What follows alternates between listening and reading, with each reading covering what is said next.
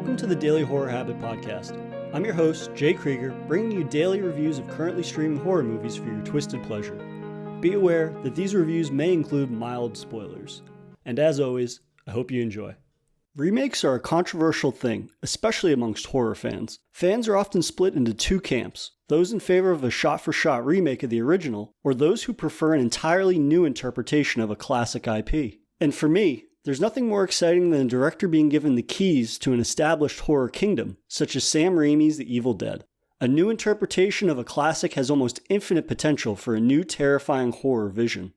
This potential for new terrors outweighs the risk of a remake being underwhelming, because at the end of the day, nothing will affect or invalidate my love of the original. For instance, I wasn't the biggest fan of Rob Zombie's Halloween, but I can respect his experimentation in altering the Michael Myers story, and even though his film didn't do much for me, it in no way invalidates the previous films, which I'll always love. My problem with shot-for-shot styled remakes is their returning to the well mentality, as it leads to stagnation within a series or genre. Characters, ideas, and concepts won't grow if fandoms just clamor for more of the same, something that director and co-writer Fede Alvarez seemingly took to heart with his 2013 remake of Evil Dead. Currently streaming for free on Tubi TV, Evil Dead begins similarly enough to the original film.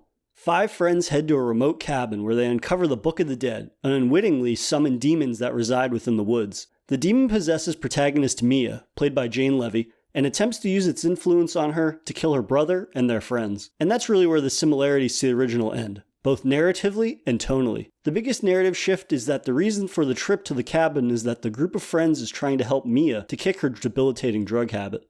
This is also the first time Mia is reconnecting with her brother David after the disturbing passing of their mother.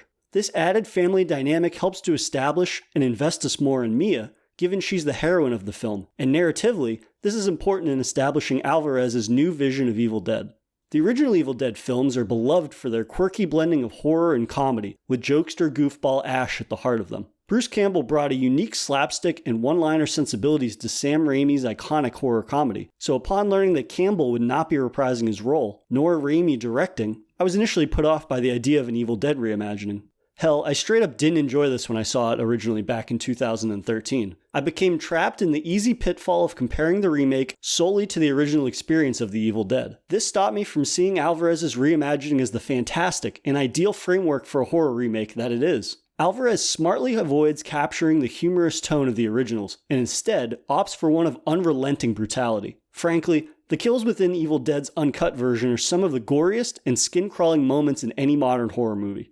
There's no qualms about bodily dismemberment or spilling a few hundred gallons of blood once things go downhill for the group. It begins with Mia being, for lack of a better word, impregnated by tree roots, not unlike in the original, but in a much more squeamishly slimy manner. This is one of the few scenes that is recreated from the original, but to be honest, you can't make an Evil Dead movie without it, as it sets the disturbing tone of the world of Evil Dead. And sure, there are several callbacks to prior films, but they never become overbearing or the primary focus. There's just enough nods that it feels like Evil Dead, which is important because the audience is truly unprepared for just how savage the film becomes. Each kill that occurs corresponds to a page out of the Book of the Dead. This adds a forced structure which I'm not wild about, but the kills and carnage are so over the top that I can easily look past it. Whether it's the insidious ways that the demonic Mia infects others by vomiting gallons of blood into a character's mouth, or biting them on the hand, Alvarez continues to ramp up the momentum and graphic nature of each kill, which gives the film an unrelenting bodily assault feel. I mean, hell, one character severs their face with a broken shard of glass, not long before a demonized Mia splits her tongue in half with a razor blade, moments before a screaming girlfriend severs her infected arm with an electric turkey carver. So yeah, you could say things get pretty out of hand pretty quickly. And yet, for the mean-spirited and horrendously violent tonal shift from the originals, this still very much feels like an Evil Dead movie. It never comes across as try-hard or a replacement of the original. It is very much its own, separate interpretation of the world that Sam Raimi created. Evil Dead has always had a fairly simplistic concept, but in that simplicity there's the added benefit of being malleable for new directors to come in and experiment with telling new types of stories within the confines of its world. And Alvarez certainly ran buck wild with its demonic possession premise. Now, to not highlight Jane Levy as the powerhouse heroine leading the film would be a disservice to you, dear listeners. Make no mistake, while Alvarez succeeds in creating a hellishly bloody world, Levy is the embodiment of the soul of the film. Her character arc from struggling addict to possessed killer and eventually elevated to the savior and eradicator of demons is fantastic. Alvarez described her as a trooper during filming, and considering the physicality of her performance, that's certainly a fitting description. Her range and ability to add emotional investment to, again, a fairly simple film is as engaging as it is remarkable. I will say, she is so strong that it does reveal how unmatched she is, given the rest of the mostly forgettable cast. Even her brother David is immorally flimsy and lacking the charisma of the leader his character is supposed to be. Aside from this, Levy shines enough and the momentum her arc has leads to the film's finale, which, if I'm being honest, is one of the most remarkable horror finales of the last decade.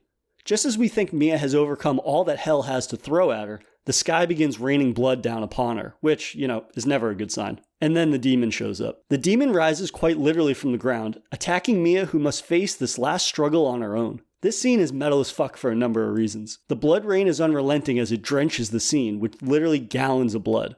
Second, Mia unleashes the most savage chainsaw devastation, possibly of all time.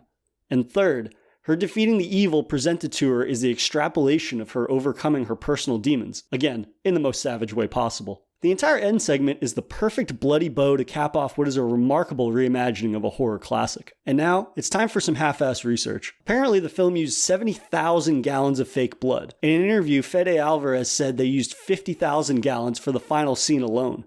This is compared to the 200 to 300 gallons used in the original Evil Dead, which, again, if you haven't seen this movie, it's not an understatement. This is probably the bloodiest movie ever made. And due to this, 95% of the remake was shot in order. They did this because a lot of the film takes place in a controlled environment, and the level of blood and violence gets worse and worse as the film progresses. So, by shooting in order, they can throw blood on the walls and not worry it will mess up another shot where it needed to be clean. Obviously, most movies are not filmed in order. They're filmed broken up, sometimes back to front or front to back and whatnot. So it kind of just shows just how wild they were able to get with the blood and the gore. But they had the freedom, at least, that they didn't have to worry about messing up the continuity later on. This is kind of an interesting one. If you take the first letters of the main characters' names, that being David, Eric, Mia, Olivia, and Natalie, the letters spell out demon. And finally, something that I thought was really great that kind of encapsulates what's so fantastic about this reimagining from the ground up is that Alvarez made the decision to formulate the film around practical effects. It's 100% practical. There's not a moment of CGI in the entire movie. And that's applied obviously to like the fantastic makeup design and costume design that they have. And throughout the film, Mia suffers all these different bodily harms, whether it's scrapes and cuts from branches out in the woods or slash marks, or when the demon grabs her, it burns her skin. Just for her sort of, it's seemingly simple makeup, but at the same time, in reality, that could take 5 to 7 hours every single day of getting that makeup applied. And that's just one of those little touches that really sells the film as being made by somebody that is a fan of the original and knows what made the original so beloved. And just to reiterate, I truly cannot recommend Evil Dead enough. If you like your horror movies bloody and nasty, Alvarez's Evil Dead reimagining is well worth your time. And I would especially encourage Evil Dead fans to go in with an open mind, and hopefully, they will be as pleasantly surprised as I was. And that'll do it for another episode of Daily Horror Habit. I'll see you guys tomorrow for another Daily Horror Movie Review. Thanks for listening to another episode of the Daily Horror Habit podcast. If you enjoyed this episode, please subscribe to Daily Horror Habit on your preferred streaming service, and follow @Daily Horror Habit on Instagram or @Daily Horror Pod on Twitter.